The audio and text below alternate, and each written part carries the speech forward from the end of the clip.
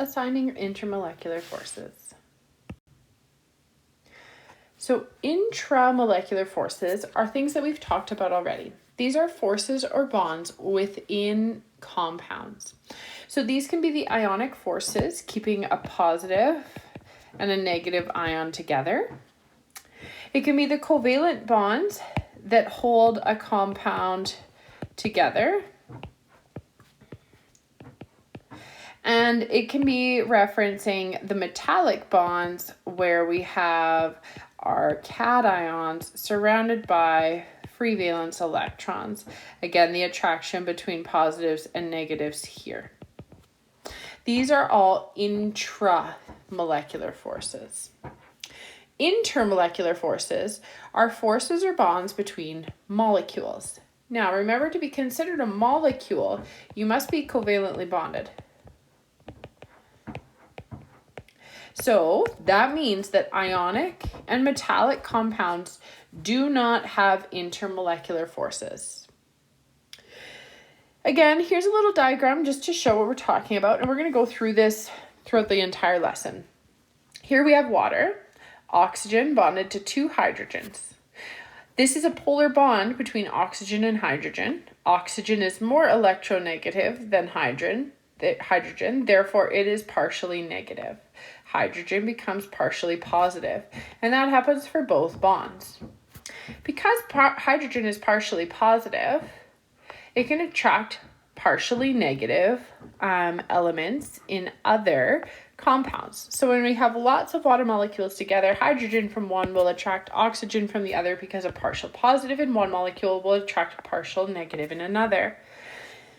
The bond that we see here, this red bond, is our intermolecular force. Okay, and so what we're going to learn about is that it's got a specific name, and it's called hydrogen bonding in this case. The covalent bonds that are holding the oxygen and the hydrogen together within the molecule of water is the intramolecular forces. This is the covalent bonding, and specifically we know it's polar, and that's how we got this partial positive, partial negative. There are 3 intermolecular forces, and the first one we're going to talk about is London dispersion force. London dispersion forces, hang in there with me, I've got diagrams to explain them. These are the weakest intermolecular force, and it is present in all molecules, again, covalent compounds. It is the only thing present in a non-polar molecule. Okay, it is the only intermolecular force, present in a non-polar molecule. And when we're looking at non-metallic, non-metals elements, I'm going to say. So we could have like H2 here, Cl2. We could even talk about helium itself and argon, all of our noble gases. These guys have what we call momentary dipoles, or moments of instantaneous polarity. If it's non-polar, it doesn't have partial positives and partial negatives, but it attracts itself in moments of instantaneous polarity. So for just a second in time, we're going to see partial positives, partial negatives appear. These appear because electrons become more confined to one side of a bond or an atom than another for just a moment in time. These moments of induced dipoles or instantaneous polarity have the ability to induce dipoles on neighboring molecules, creating momentary attraction. Because it's only for a moment, that's what makes it so weak. As soon as it happens, these electrons continue to move around and it breaks the attraction. Now, most of this probably made no sense, so let's go to a diagram. So, what we're looking at here, let's just say that it's like an argon atom, okay? Or let's say neon, nice and simple. So neon, remember, has two core electrons and 8 valence electrons. So it has 10 electrons total. 10 electrons total. So normally these electrons are like perfectly dispersed. And of course, neon is unbonded to anything, so there's no bonding electrons. All of their electrons are nicely dispersed around, evenly dispersed. However, for just a moment in time, maybe we find more of those electrons on one side, 1, 2, 3, 4, 5, 6, 7, 8, 9, 10. More of these electrons on one side make one side of our molecule, where more electrons are, slightly negative, or feel slightly negative, leaving one side of the molecule or atom feeling slightly positive. Now, this isn't a permanent feeling. It's not the partial positive, partial negative because of electronegativity. This is instantaneous. However, what we can see is that another neutral, excellent, nice spacing electrons atom can come by, because when we talk about, I don't know, a gram of something, it's not that there's one element there. There are so many. Atoms. There are so many atoms there. So when this neutral one comes nearby, and this side is partially negative for a moment and this one is partially positive for a moment, it induces a dipole on this neutral molecule. The reason is these perfectly spaced electrons are attracted to this partial positive side. So we have more of these electrons moving to the one side of the molecule, or atom again, 1, 2, 3, 4, 5, 6. And we'll have a few less on this side, making it partially positive. Now, this positive-negative attraction is what we call van der Waals, or the London dispersion force. And just as soon as it had formed, it breaks when these go back to being perfectly separated electrons again in our molecules. So they can go back to the way they were. And again, this is a more stable place for them to be, so they're probably going to be spending a lot more time as neutral than as these instantaneous dipole. Dipole, again, meaning pole means separation, di means two. So we have a positive and a negative, which means two things that are opposite. Okay, again, this only happens for one instant and then it breaks, and that's what makes it weak. It is not constant. These two atoms or molecules will not stay attracted to one another for more than just a moment before breaking apart. Factors that affect the strength of the attraction, and this is specifically for London dispersion forces. The number one reason that they can have different strengths is the different mass of molecules. So our periodic table is organized by mass and by atomic number. As we go across the periodic table or down the periodic table, our atomic number increases, which is the number of electrons in a neutral element, if you will, or atom, and the mass increases. Okay, so the more electrons there are in a molecule, the larger the ability to become unevenly distributed. So let's look at helium with its 2 electrons versus neon with its 10 electrons.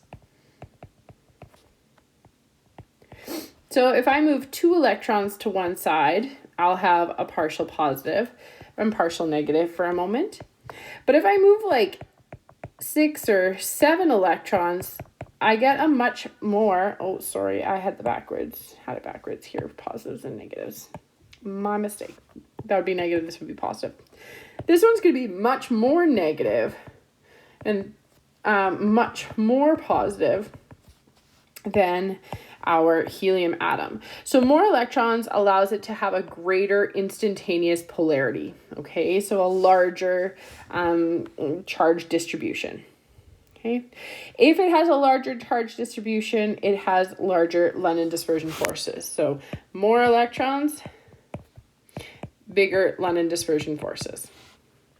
So would C3H8 or C5H12 be more volatile? Okay, quick definition, volatile means evaporate easily. If something evaporates easily, it has weak forces. So we are looking between C3H8 or C5H12 to decide who has the weaker London dispersion force. So C3H8 and C5H12, let's look at their electron counts. And this is where we're counting total electrons. And total electrons can be represented by the atomic number. So C3H8 has, well, C has 6 total electrons. So times 3 is 18, plus 8 from all of those hydrogens. 18 and 8 is 26 electrons total. And then C5H12, so 6 times 5 is 30, plus 12 is 42 electrons total. Therefore, more electrons means stronger London dispersion forces, and C3H8 has weaker London dispersion forces. So who will be more volatile? Well, C3H8 is more volatile because it has weaker London dispersion forces due to lower number of electrons. Now, sometimes we're going to get to a point where the mass of the molecules is the same. So we're going to look at the shape of the molecule. Long and straight molecules have a larger area of contact or surface area of contact than smaller, more compact molecules. There's 2 ways that I often talk about this. I talk about it as macaroni versus spaghetti. If you have a pot or a strainer, full of cooked spaghetti and one strainer full of cooked macaronis, so our spaghettis and our macaronis, and you went with your fingers to pick up one piece of pasta in each, which one is going to be more sticky or stick together more? Well, the long and skinny ones. So our spaghetti is more sticky than our macaroni. I'm more likely to be able to pick up one piece of macaroni. The reason is that it doesn't get as entangled with other molecules or pasta pieces, if you will. And so it has a lower surface area of contact and therefore isn't as sticky. Another way to think about this is if you have a handful of pens versus a handful of marbles and you looked at the spaces between each of them. So if you had a handful of pens, the pen is touching another pen nearby for the entire length of the pen. So it has a fairly large surface area of contact. However, if you're holding 2 marbles together, the surface area of contact is just one small point on there. So again, your 2 pencils, they have attractions or contact between both, whereas our 2 marbles only have contact at that moment or that point where they touch. Okay, so the long and straight molecules, so the more spaghetti or marker, however you want to think about it, the stronger or the stronger the London dispersion forces. Okay, so would butane or methyl propane have a higher boiling point? So we get to the shape of the molecule only after we've checked the total electron count. So C4H10 is actually the formula for each of these. So they will have the same number of total electrons. In this case, they each have 6 times 4 is 24 plus 10. They each have, 36 electrons. So we couldn't differentiate, by the electron count of molecules. Therefore, we have to then start looking at the shape. So I'm always going to check that electron count first. Butane looks pretty long and skinny.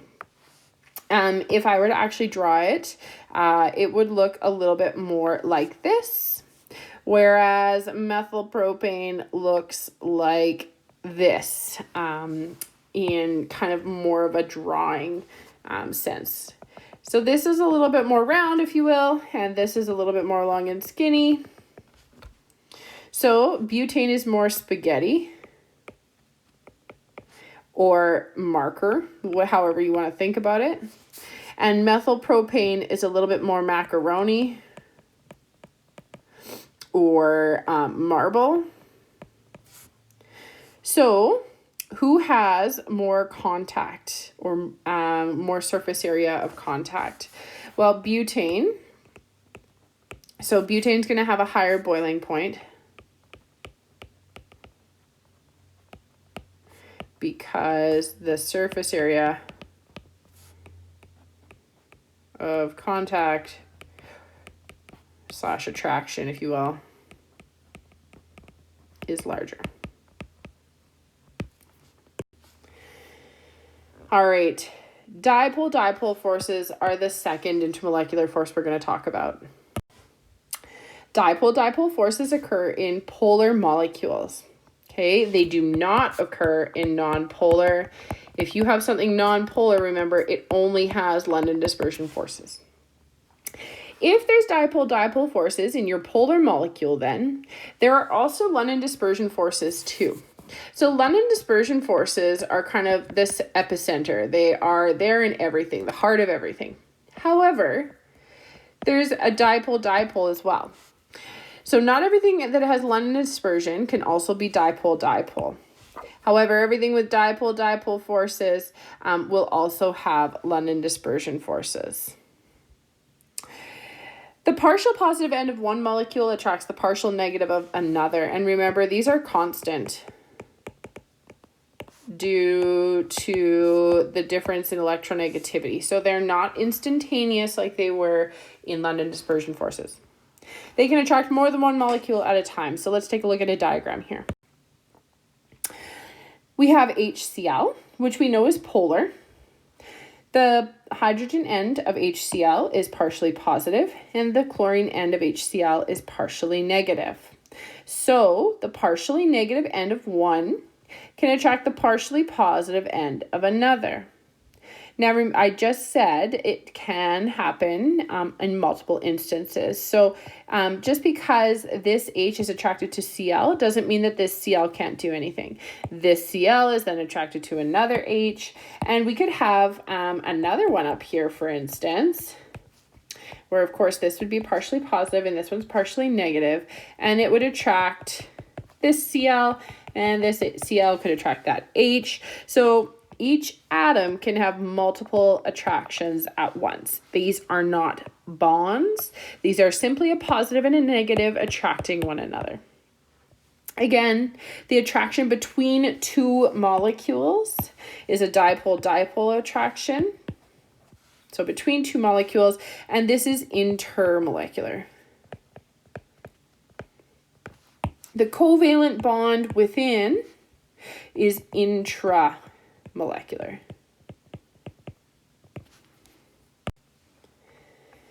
Hydrogen bonds, the last type of intermolecular force. Hydrogen bonds are a subsection of dipole-dipole forces that are stronger. So think of this as like a stronger magnet or more powerful.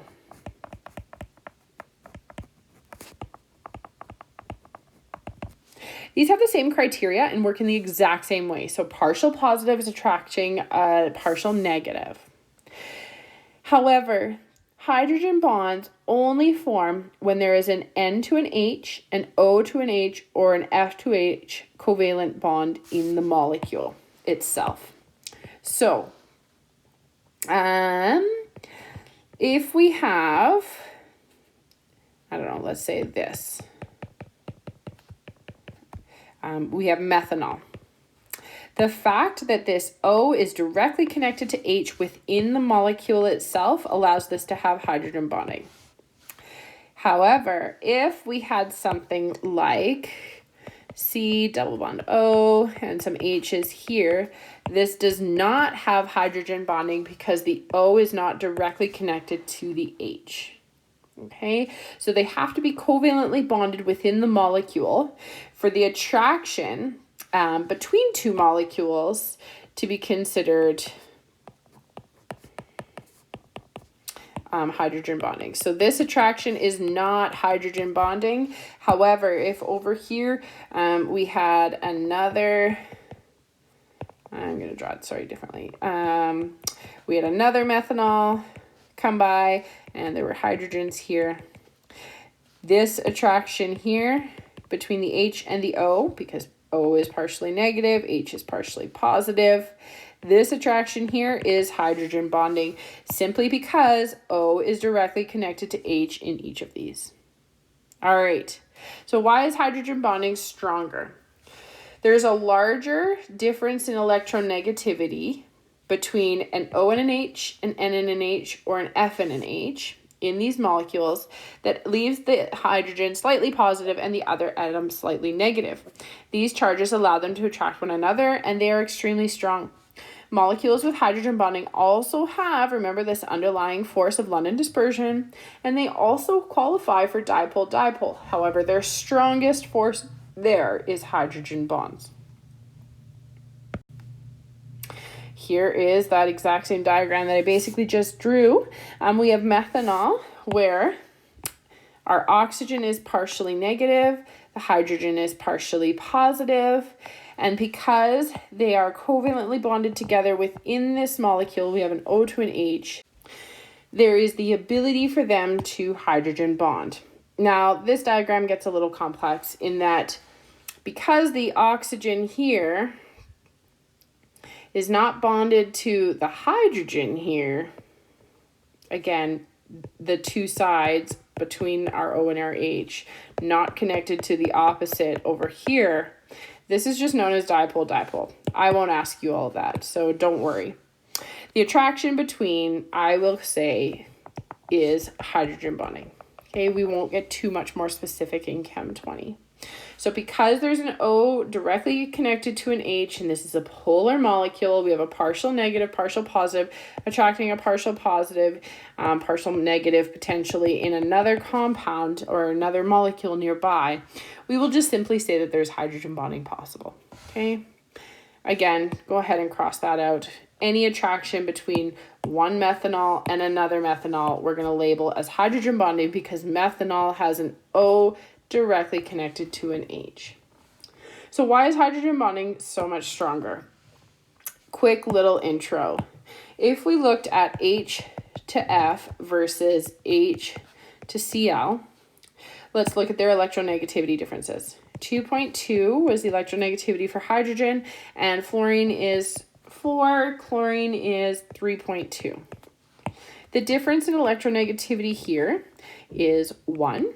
And the difference in electronegativity here is 1.8. Now that's quite a bit larger.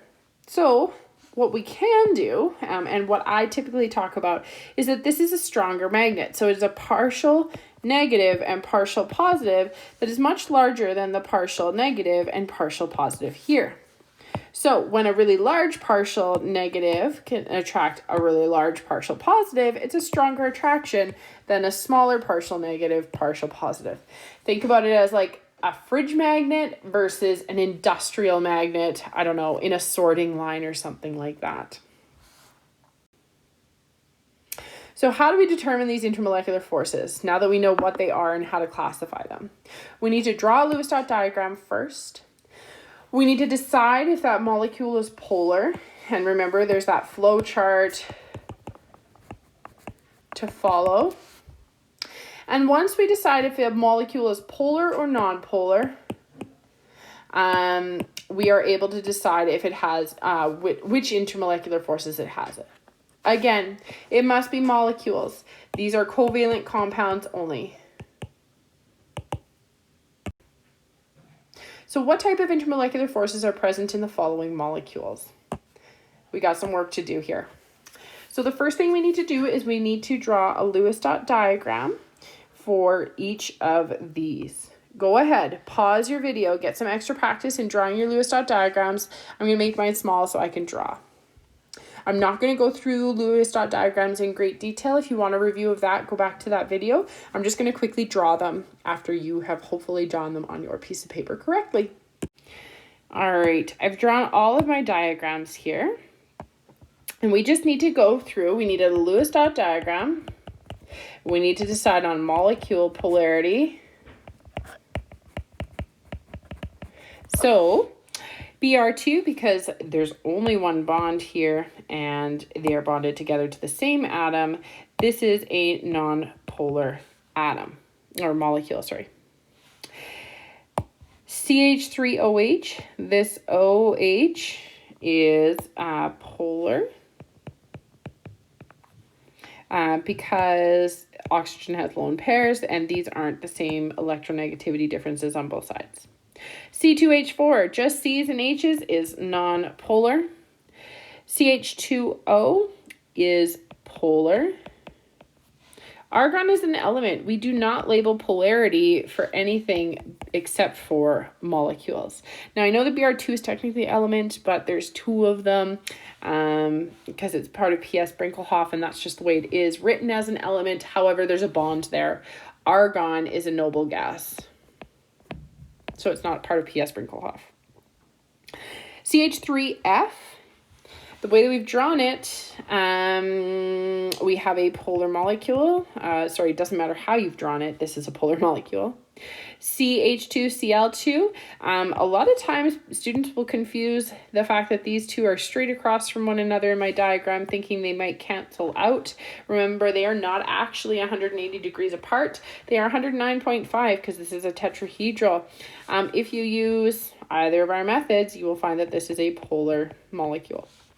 And NH3, last one here, is polar as well. So once we have polarity, we should be able to decide on intermolecular forces because we can decide polar, non-polar, London dispersion, or dipole-dipole. And the way that they are connected will tell us if they qualify for hydrogen bonding.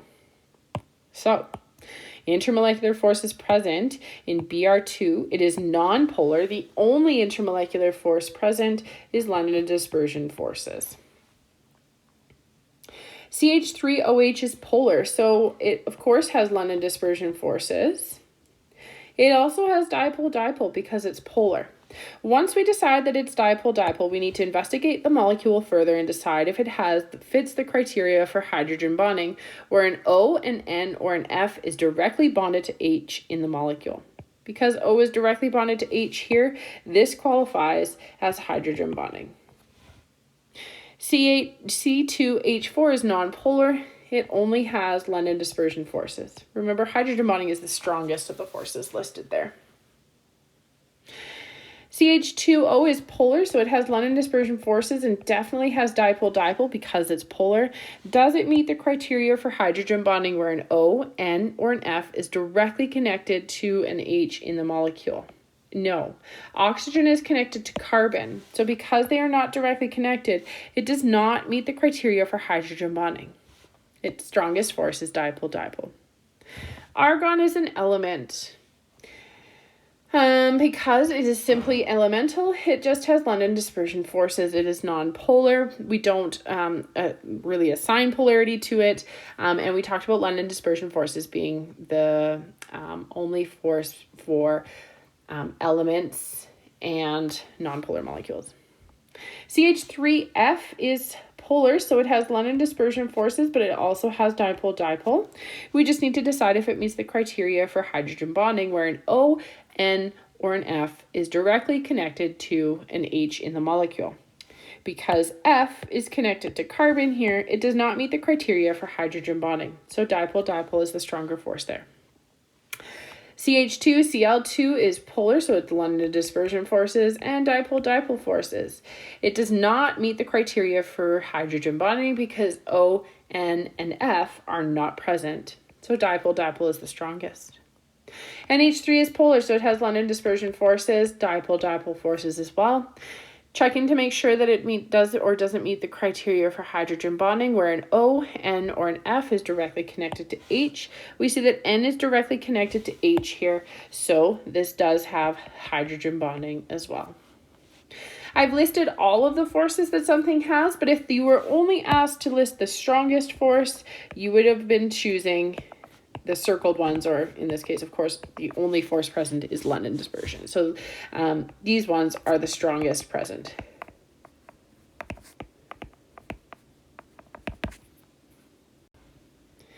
There's some really good practice in your textbook, so take a look at those and get familiar with assigning intermolecular forces.